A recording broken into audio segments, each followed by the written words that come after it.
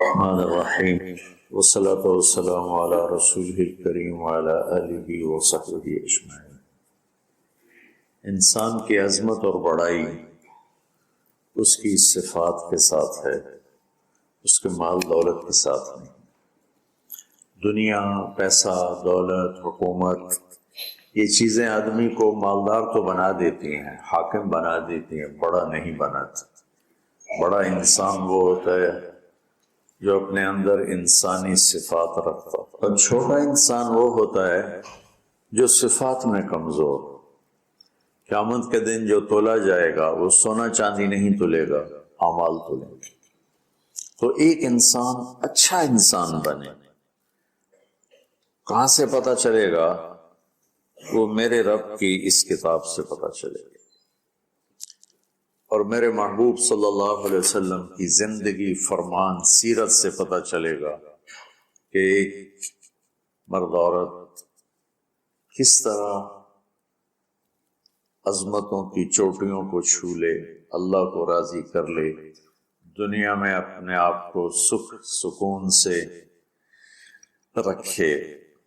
ہمارا علم غلط ہو گیا، ہم نے ہر چیز کو پیسے سے جوڑ دیا ہے کہ بڑے آدمی بنو گے پیسہ بنا لو، بڑے آرام سے رہو گے پیسہ بنا لو، بڑی عزت ہوگی پیسہ بنا لو، بڑی شہرت ہوگی پیسہ بنا لو، بڑی خوشیاں ہوگی پیسہ بنا لو۔ یہ علم کا منبع غلط ہے، پوری دنیا میں یہ علم چھایا ہوا ہے۔ اللہ، اس کا رسول کہتا ہے اس کتاب کے مطابق زندگی بنا لو، مزے ہو جائیں گے، عزت میں ملے گی، سب کچھ ملے گی۔ حضرت علی رضی اللہ تعالیٰ عنہ کا ارشاد ہے، من اراد عزا بلا عشیرہ وغنا بلا مال وحیبتا بلا سلطان وجاہتا بلا اخوہ۔ جو آدمی عزت چاہتا ہو، خاندانی نہیں ہے،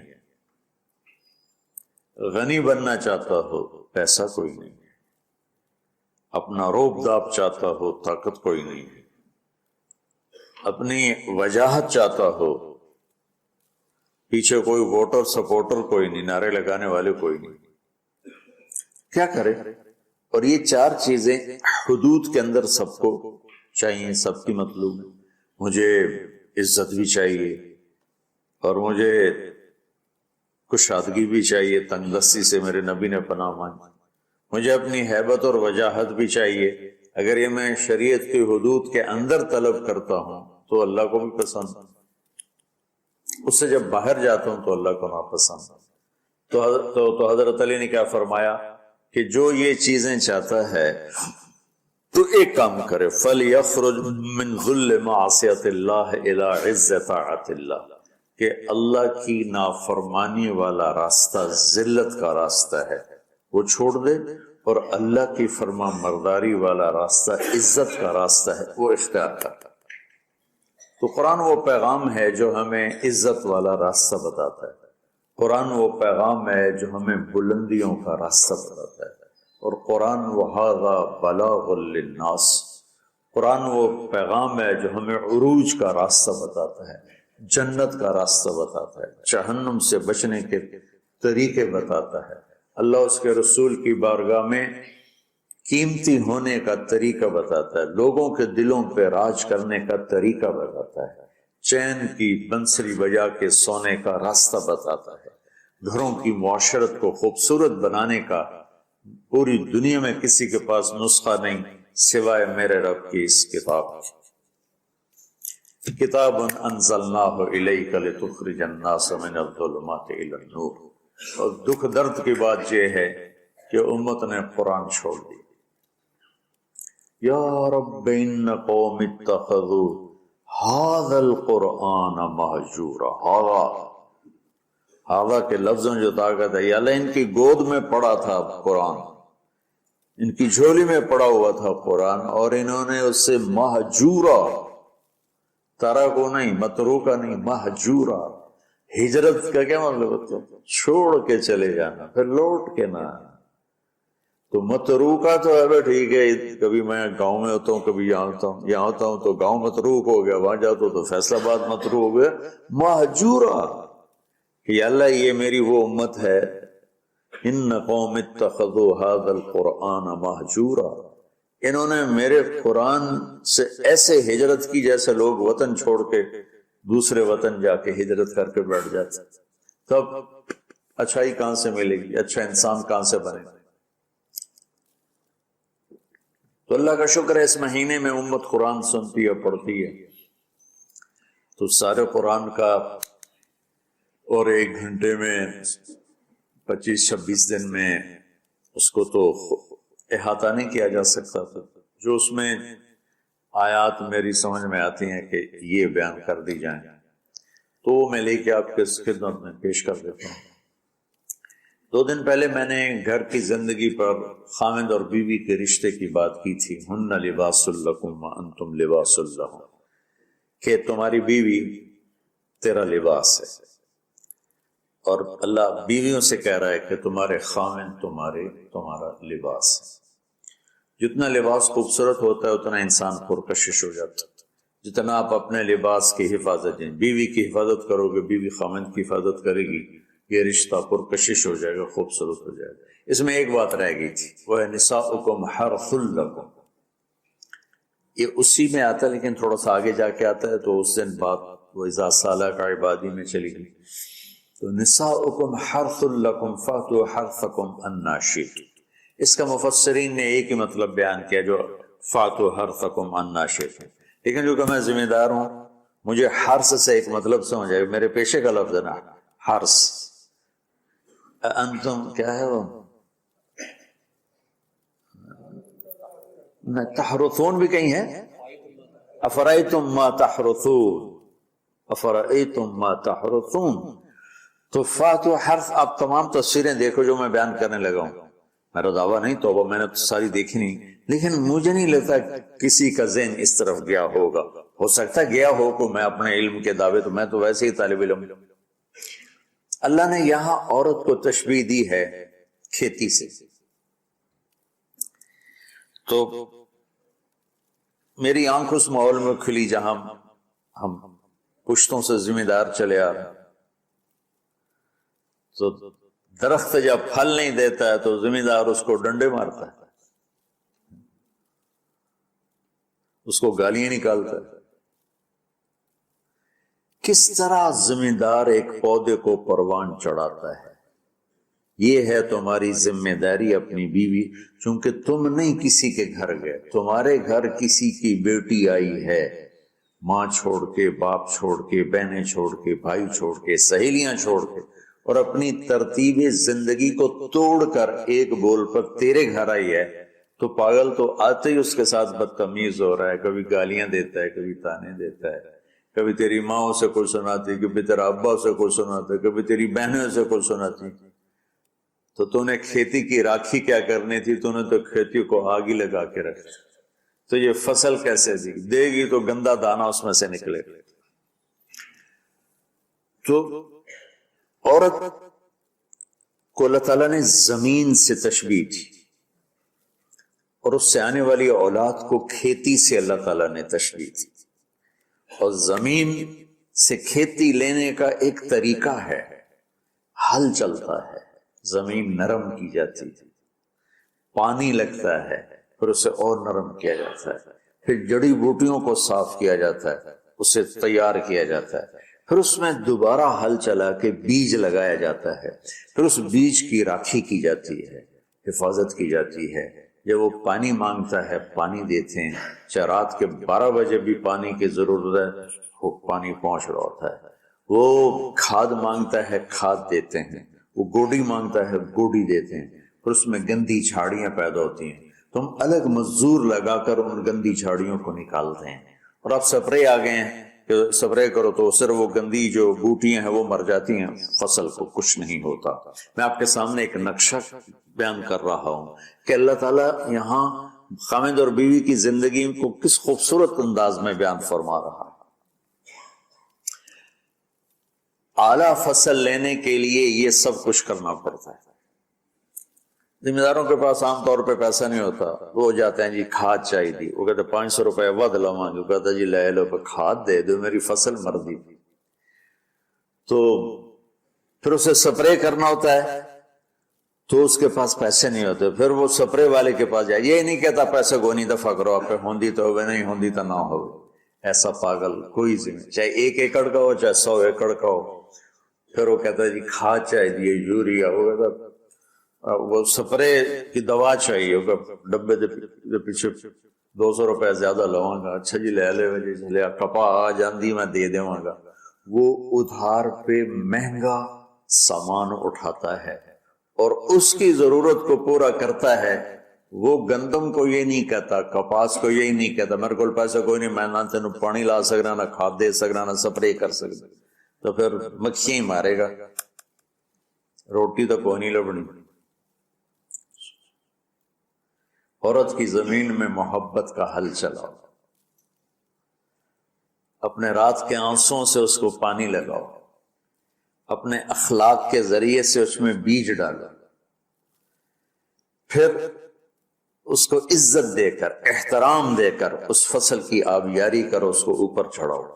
اس میں جو گندی جھاڑیاں ہو گئی، کبھی یہ ادھر سے گندا آئے گا، کبھی ادھر سے گندگی آئے گی، کبھی ساس کی طرف سے، کبھی سسر کی طرف سے، کبھی بہنوں کی طرف سے، کبھی لڑکی کے ماں باپ کی طرف۔ بعض لڑکی کے ماں باپ ایسے بے وقوف ہوتے ہیں کہ اپنی بیٹیوں کا گھر اجاڑ دیتے ہیں، شادی کرنے کے بعد بھی بیٹی کو اپنے حکم پر چلانے کی کوشش کرتے ہیں، تو خاوند کہاں برداشت کرتا ہے؟ شادی کے بعد بیوی پر ماں کا حق نہیں ہے، باپ کا حق نہیں ہونے کا مطلب ہے کہ پہلے اب خاوند کا حق ہے، پھر ماں باپ کا حق ہے۔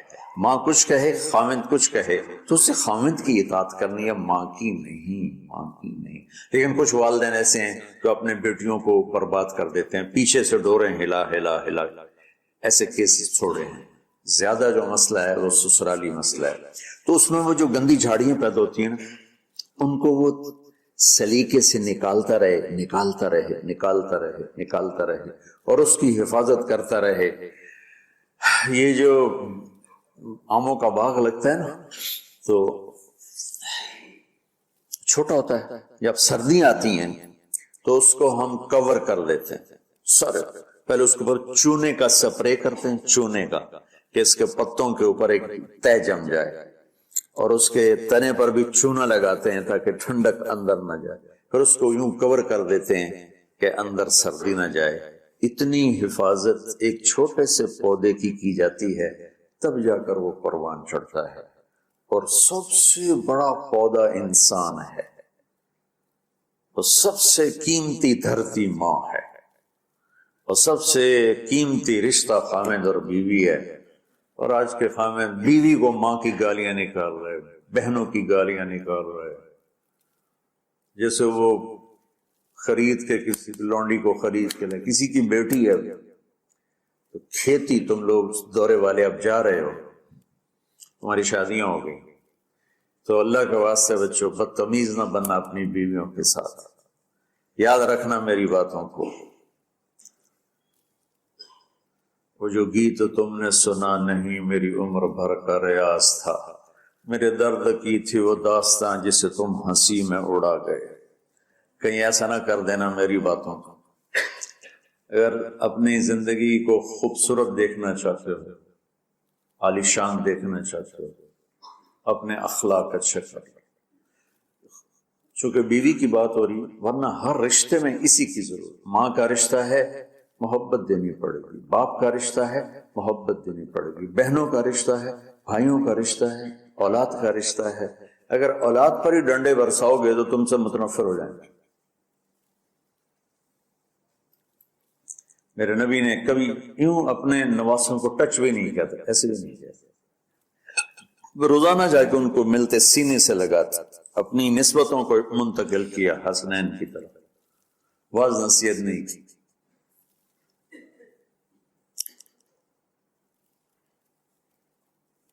بہت سے بچے علماء کے، تبلیغ والوں کے، نیک لوگوں کے ضائع ہو گئے کہ بچے کا ذوق نہیں دیکھا، بس حافظ بنانا ہے، عالم بنانا ہے، حافظ بنانا ہے، عالم بنانا ہے۔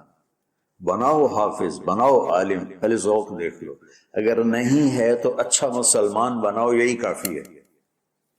اگر زبردستی چلایا تو وہ بچہ نہ دین کا رہے گا، نہ دنیا کا رہے گا، نہ مدرسے کا رہے گا، نہ تبلیغ کا رہے گا۔ لاکھوں مثالیں میرے سامنے۔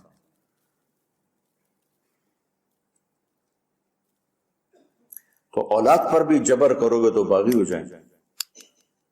ایک ہمارے ساتھی نے اپنے بیٹے کو حافظ بنایا، وہی تبلیغی زور، بچے کو تمنا نہیں ہے، انہیں بنایا۔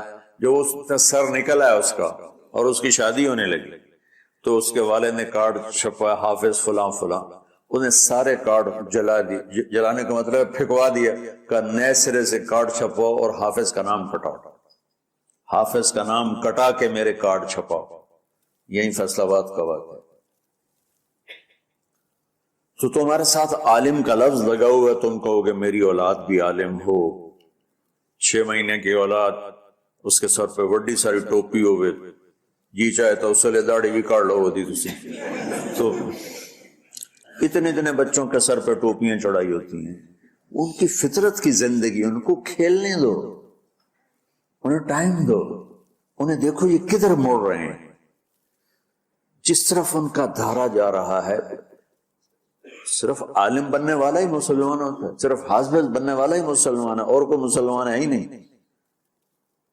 اللہ نے ہمیں جو دعا سکھائی ہے، رب ہب لی من الصالح، رب ہب لی من العلماء تو نہیں کہا، رب حب لی من الحفاظ بھی نہیں کہا، من الصالحین۔ نیک ہونا ضروری ہے، عالم ہونا ہو گیا تو ٹھیک ہے، نصیب کی بات ہے، بہت اعلیٰ چیز، حافظ بن گیا بہت اعلیٰ چیز، لیکن زبردستی کراؤ گے پچھتاؤ گے۔ زندگی کے تمام شعبوں کو زندہ کرنا۔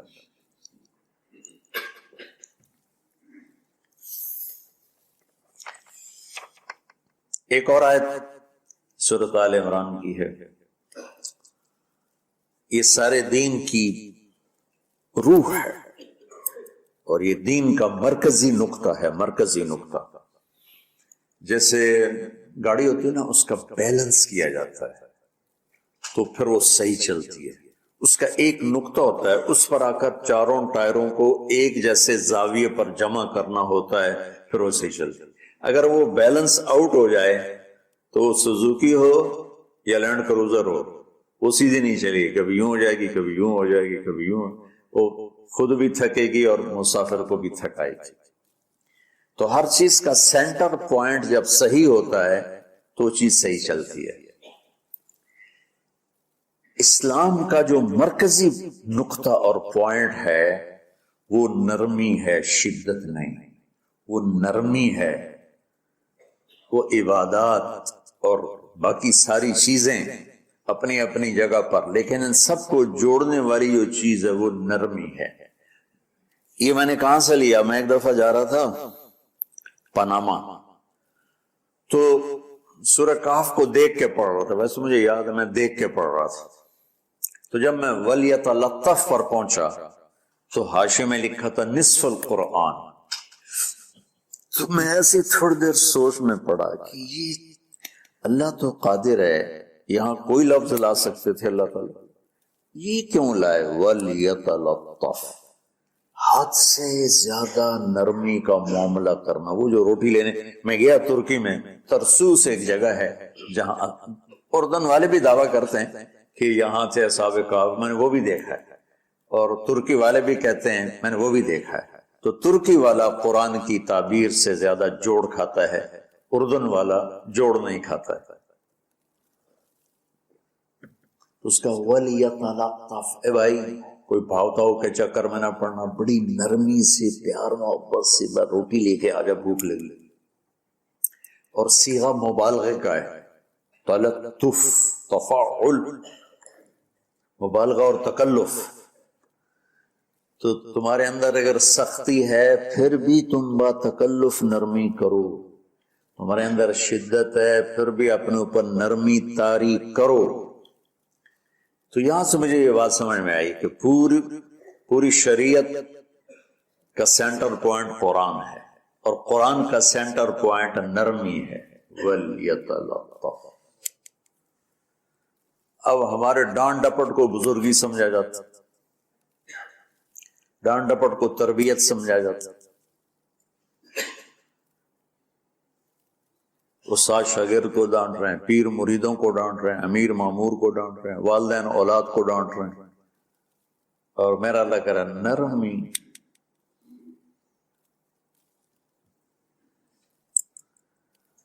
اب آیت سنو، یہ بات سمجھ میں آئے گی؟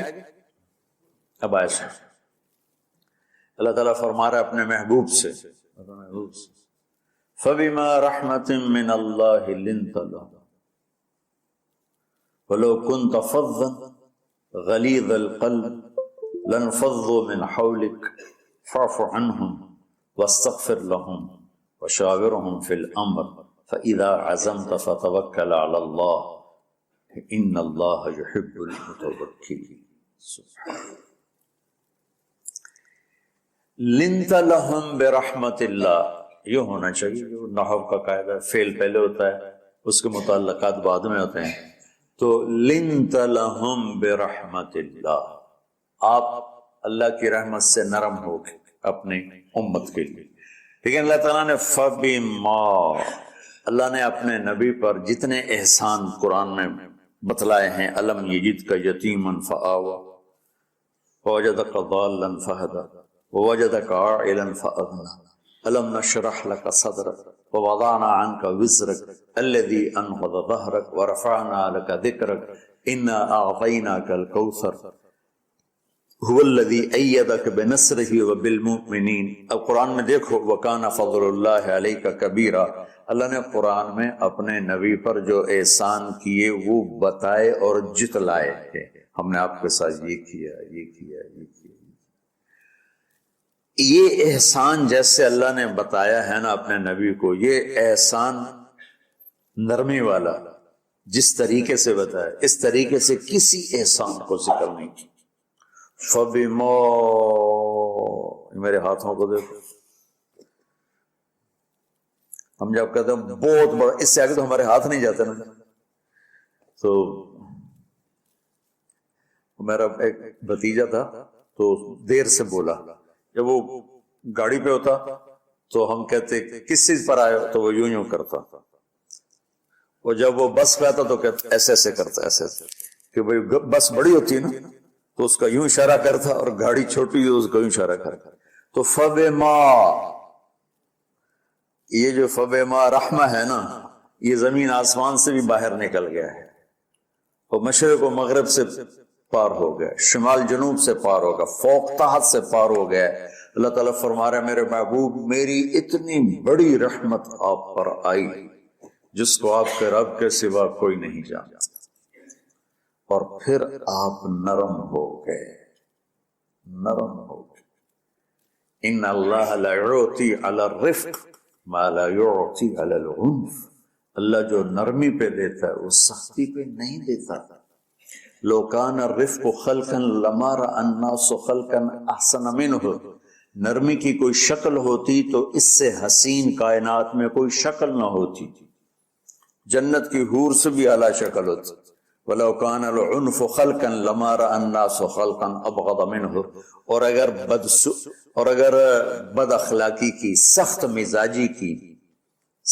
مزاجی کی کوئی شکل ہوتی تو شیطان سے بھی زیادہ خوفناک ہوتی۔ امام اسماعیل رحمۃ اللہ علیہ بڑے علامہ گزرے ہیں اور قرآن کی بڑی خدمت کی ہے لغت کے لحاظ سے، تھے انتہائی بدصورت، کولا سیاہ اور حبشی ٹائپ، کہنے لگے زندگی میں کبھی دھوکہ نہیں کھایا سوائے ایک دفعہ ایک لڑکی نے مجھے ایسا بیوقوف بنایا کہ میرے 14 طبق روشن کر دیے، کہ میں جا رہا تھا تو ایک خوبصورت لڑکی نے مجھے مسکرا کے اشارہ کیا، بھائی کوئی میرے اوپر بھی عاشق ہے، تو میں اس کے پیچھے چل پڑا، وہ آگے آگے میں پیچھے پیچھے، وہ آگے آگے میں پیچھے پیچھے، بازاروں میں چلتے چلتے ایک مصور کی دکان پہ پہنچے تو اس نے مصور سے یوں اشارہ کیا اور آگے چلی گئی۔ وہ آگے چلی گئی تو میں حیران ہو گیا، میں نے کہا بھائی یہ کیا چکر ہے؟ کہا جی یہ بچی کل میرے پاس آئی تھی کہ مجھے شیطان کی فوٹو بنا کے دو۔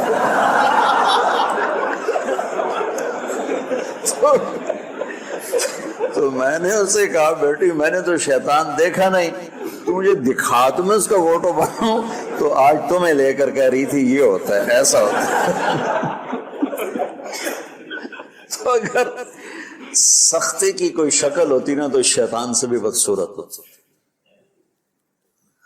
تو ہماری زندگی میں جو آئی ہیں نا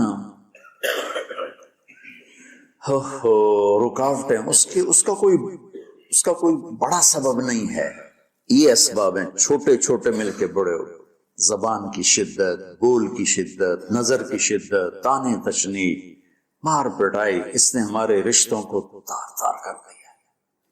اور میں قربان جو میرا اللہ تعالیٰ کہہ رہا ہے لو کنت فظا غلیظ القلب، اگر آپ کی زبان میں شدت ہوتی، آپ کے مزاج میں شدت ہوتی، لانفضوا من حولک، انفضوا کا مطلب بتایا تھا نا کل پرسوں، بھگدڑ مچ جانا، پیچھے مڑ کے نہ دیکھنا۔ معلم محمد مصطفیٰ جیسے ہوں صلی اللہ علیہ وسلم، اور طلبہ اصحاب رسول جیسے ہوں،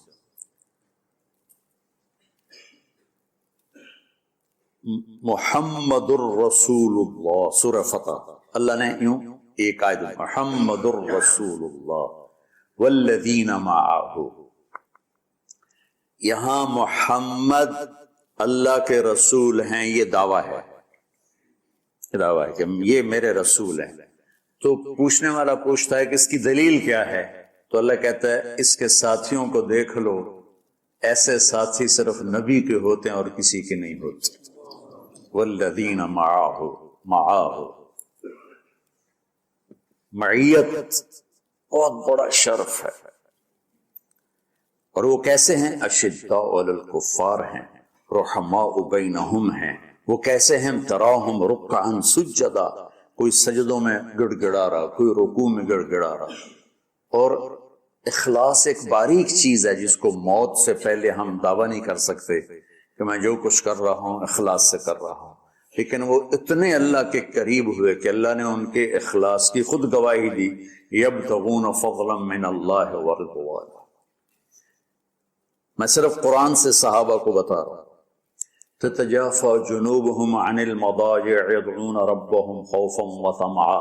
میرے نبی کے ساتھ چلنے والے صحابہ کیسے ہیں؟ راتوں کو اٹھ اٹھ کے روتے ہیں، بستروں سے جدا رہتے ہیں۔ کیسے ہیں؟ كانوا قليلا من الليل ما يهجعون، رات کو بہت تھوڑا سوتے ہیں۔ وبالاسحار هم يستغفرون، اور پھر سحری کے وقت توبہ استغفار کرتے ہیں۔ یہ کیسے ہیں؟ یؤثرون علی انفسهم ولو کان بهم خصاصہ، خود بھوکے رہ کر یہ اوروں کو کھانا کھلاتے ہیں۔ یہ کیسے ہیں؟ لقد رضی اللہ عن المؤمنین اذ یبایعونک تحت الشجرہ فعلم ما فی قلوبہم۔ یہ کیسے ہیں؟ یہ قرآن صرف بتا رہا ہے کہ صحابہ، آخری بات درجہ بندی کی، لا یستوی منکم من انفق من قبل الفتح وقاتل۔ میرے محبوب، آپ کے صحابہ کے دو ہیں جماعتیں، ایک وہ ہیں جو فتح مکہ سے پہلے ایمان لائے، اور ایک وہ ہیں جو فتح مکہ اور اس سے آخر تک ایمان لائے۔ یہ جو بعد والے ہیں نا، یہ پہلے والوں کے برابر نہیں ہو سکتے، اللہ نے فرق مراتب رکھا ہے۔ لیکن ایک وعدہ میرا آپ کے ساتھ ہے، وہ کیا ہے؟ کلن وعد اللہ الحسنى، میرا وعدہ ہے آپ کے ہر صحابی کو جنت دوں گا، ہر صحابی کو جنت دوں گا۔ اور یہ پہلی جماعت ہے جن کی حمایت میں قرآن اترتا تھا۔ اور ایک عجیب ہے کہ ایک لفظ قرآن کا، ایک لفظ، ایک آیت اتری، لا يستوي القاعدون من المؤمنین والمجاہدون فی سبیل اللہ۔ یہ آیت ایسی اتری جس میں نے پڑھا ہے کہ اللہ کے راستے میں جہاد کرنے والے اور گھر بیٹھنے والے برابر نہیں ہو سکتے۔ عبداللہ بن ام مکتوم نابینا صحابی ہیں، انہوں نے جب آیت سنی کہا یا اللہ یہ کیا کیا؟ وہ میں انا محتاج، میں کتوں جا کے جہاد کرنا ہے، میرے لیے تو گنجائش دے۔ سبحان اللہ، یہ کیسے لوگ تھے؟ جبریل دوڑے آئے اور وہی کیا لائے؟ ایک لفظ، صرف ایک لفظ کہ یا رسول اللہ، اللہ فرما رہے ہیں کہ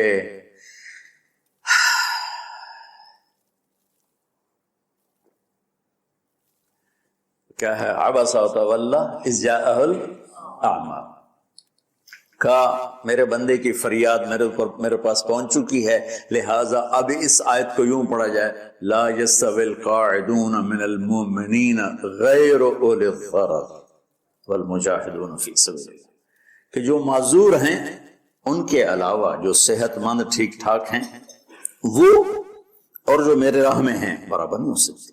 تو عبداللہ بن ام مکتوم کی فریاد پر قرآن کا ایک لفظ ہے اور خولہ کی فریاد پر آیات بارش کے قطروں کی طرح.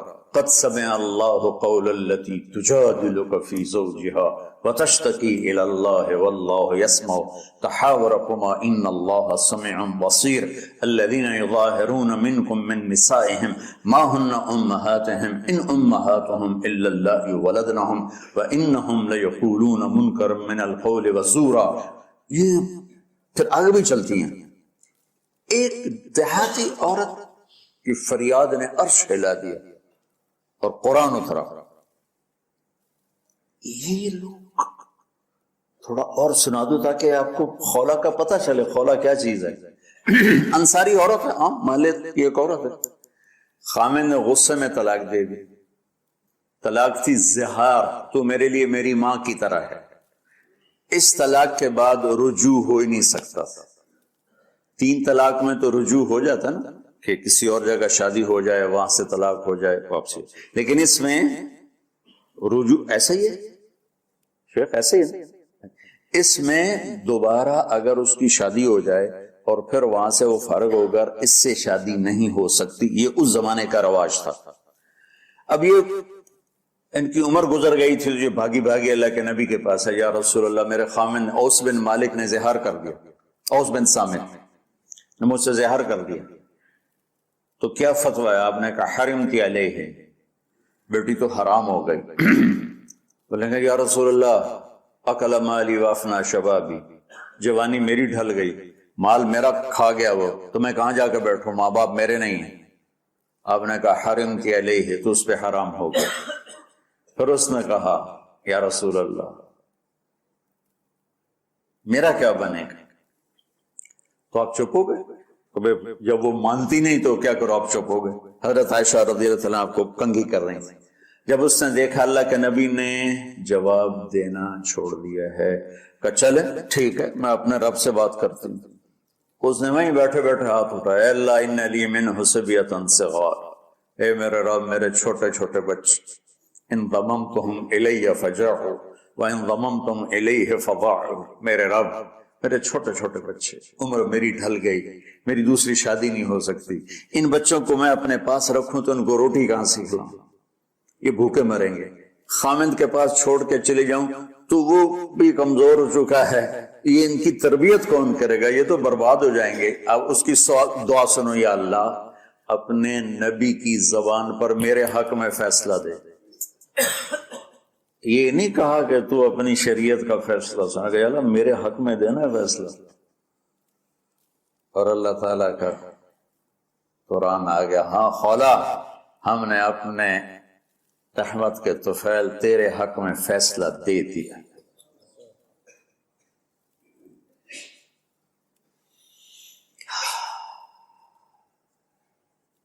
اتنے بڑے مقام کے لوگ, لفظ کیا آ رہا ہے, لن فضوا من حولی, یہ آپ کو چھوڑ کے بھاگ جاتے. سختی اتنی بڑی بلا ہے کہ اتنے دھرتی نے کسی نبی کے ایسے ساتھی نہ دیکھے نہ دیکھے, اور ایسے عظیم انسان دنیا میں نہ آئے نہ آئیں گے. انبیاء کے بعد عظیم ترین انسانوں کا ٹولہ, لیکن وہ بشر تھے, ان سے خطائیں ہوئیں, ان سے گناہ ہوئے, پر اللہ نے کہا جاؤ ہم نے معاف کر دیا. کلاً وعد اللہ الحسنی, جاؤ سب کے لیے جنت ہے. تو میرا اللہ کہہ رہا ہے میرے محبوب, اور اب تھوڑے سے احادیث سے سن لو. آپ نے کہا ابو بکر جنتی, عمر جنتی, عثمان جنتی, علی جنتی, طلحہ جنتی, زبیر جنتی, سعد بن ابی وقاص جنتی, عبد الرحمن بن عوف جنتی, ابو عبیدہ بن جراح جنتی, سعید بن زید جنتی, بلال. جب جنت میں جاتا ہوں تیرے پاؤں کی آہٹ اپنے آگے آگے سنتا ہوں. جس نے جنتی عورت کو دیکھنا ہو ام رومان کو دیکھ لی. آپ مناقب صحابہ اٹھا کے دیکھو, میرا ایک امتی آئے گا جنت کے دروازوں پر تو 8 دروازے کھل کے کہیں گے مرحبا ادھر آ جائیں, ادھر ادھر.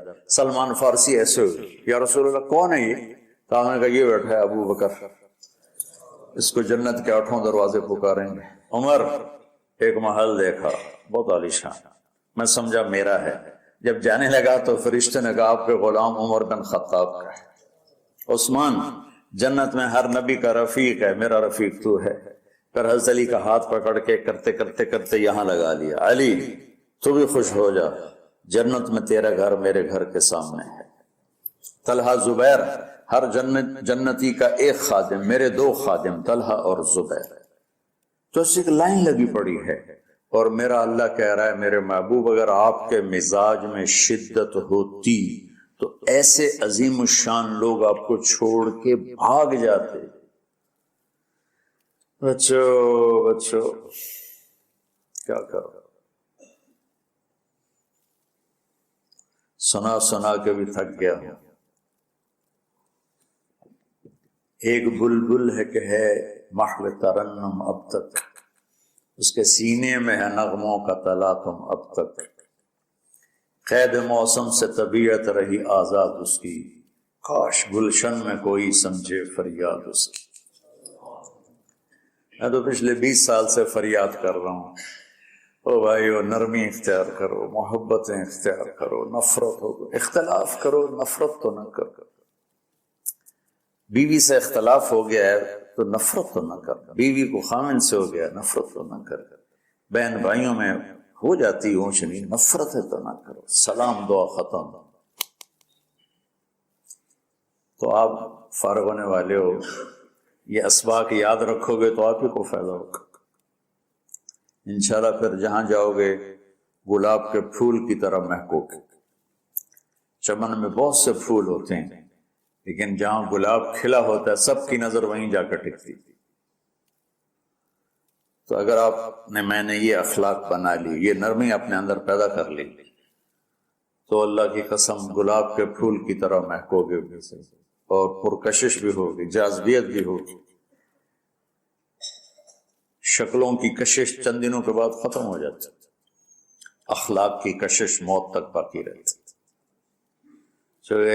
جیسے روٹی کی طلب موت تک ختم نہیں ہوتی. باقی چیزیں آدمی کہتا ہے یار گوشت بڑا کھا لیا، دال بناؤ، بھنڈی کھا رہی اب توری بناؤ، لیکن روٹی ایسی ہے اسے کوئی کسی دن جاتا